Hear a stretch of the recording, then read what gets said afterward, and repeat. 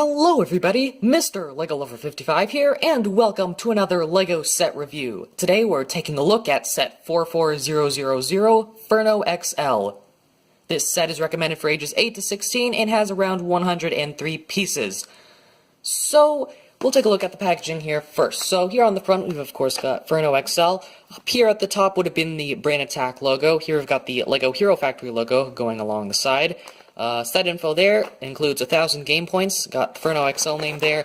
Here it shows that you can combine Furno XL with Pyrox to create this. Some more stuff about the game points, a couple of play features, and that's pretty much it. So let's go ahead and take a look at Furno XL himself.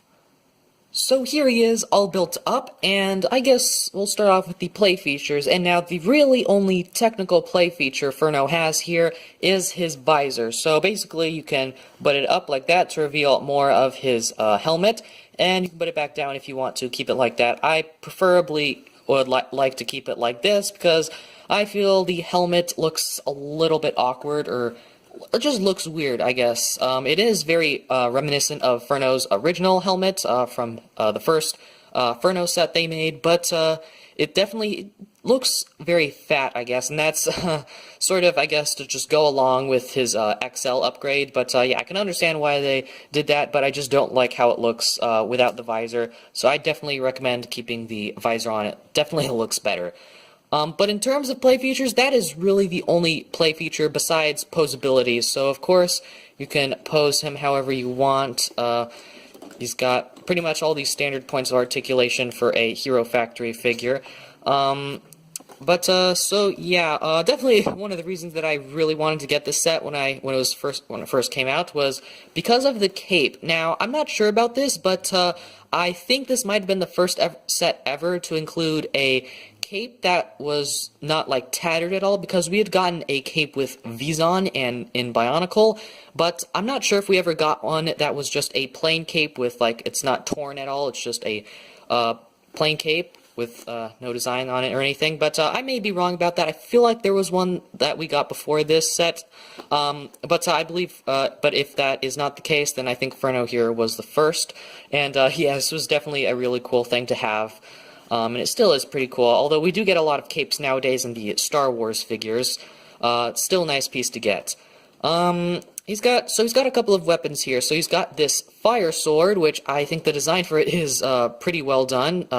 Basically, so this is sort of the hilt. It uses a CCBS armor shell, and that's just what it looks like on the inside there. Uses a couple of these sort of, I guess, technically system pieces, which is nice. And I believe this was a new piece at the time to get this in silver. And this was originally, this blade piece in silver was exclusive to the set. Of course, that changed when Bionicle G2 came around and Liwa used those.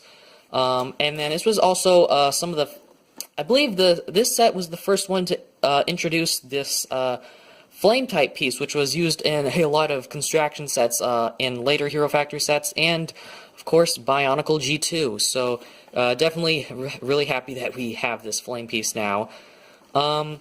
His other weapon here is, well, a shield, I guess, technically, and it looks pretty good from this angle. However, I just don't like it because it doesn't use an actual hand piece, and that was one of the main reasons why I didn't really like it back in the day, and I still preferably don't like. I would have preferred if they maybe found some way to use a hand piece there, but I can understand why they didn't, because if they did, then it would definitely require more pieces and a lot more modification, and would probably bump up the price a little bit more. But I still think it looks pretty good from the outside. I do like how the flames go out like this. One side is sort of the shield, and then it's the flames, and then it sort of alternates on this side.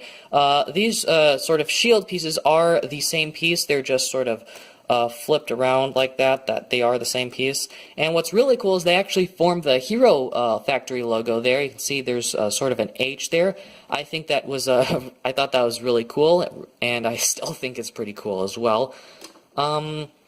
But yeah, I guess technically another function that he has is you can open up his hero clamps, but that's pretty much about it. And before I forget, there is a code on the back of his hero core. It is there. You would use that to get game points, which for a Brain Attack game, which was available back when this set was released. I don't think you can still play it though, unless someone somehow archived the game. But yeah, so these things, you can move those and pose them however you want. I prefer them to just keep it like that. Yeah, so Furno XL here, there's not really a whole lot of, I guess, play features to him, but he is definitely a great action figure, I'll say.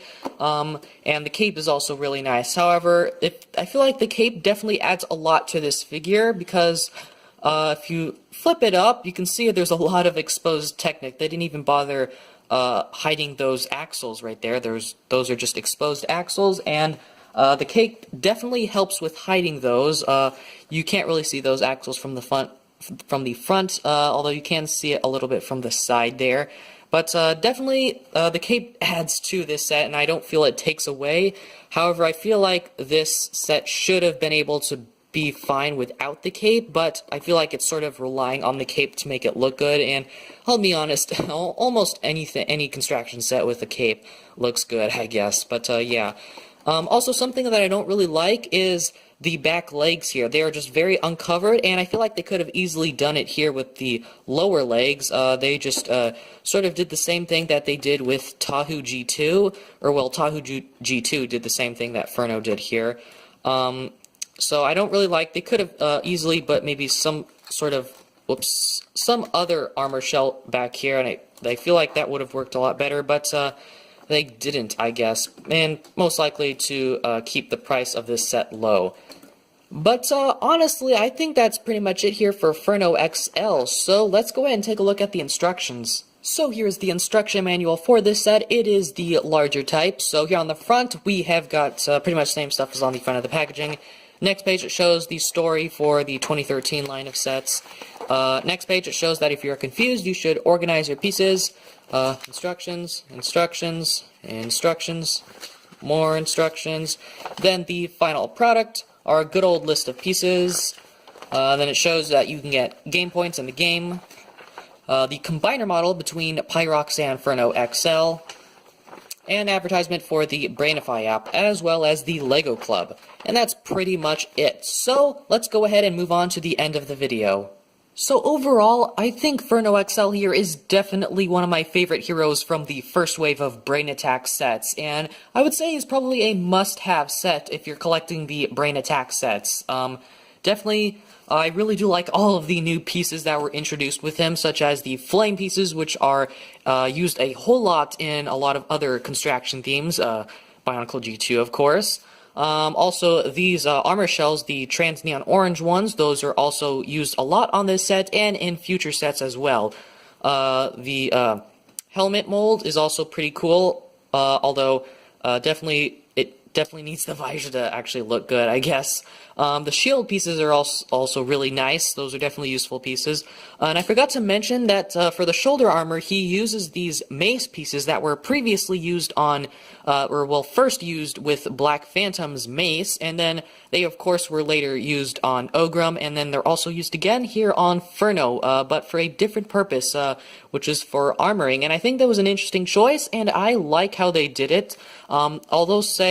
Although with using that, they did leave the front uncovered, but I think that's just fine because I think this sort of hides that, which I think works pretty well. But I honestly don't have a whole lot else to say about this set, so I hope you guys enjoyed this video. Thank you for watching, and keep building!